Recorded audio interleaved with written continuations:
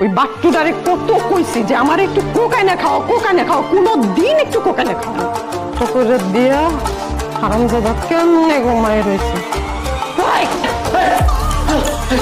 কিসে কষ্ট কিছু তুই তো মদ খেয়েছো। যা সিগারেট যা মনে কর তাই খবর।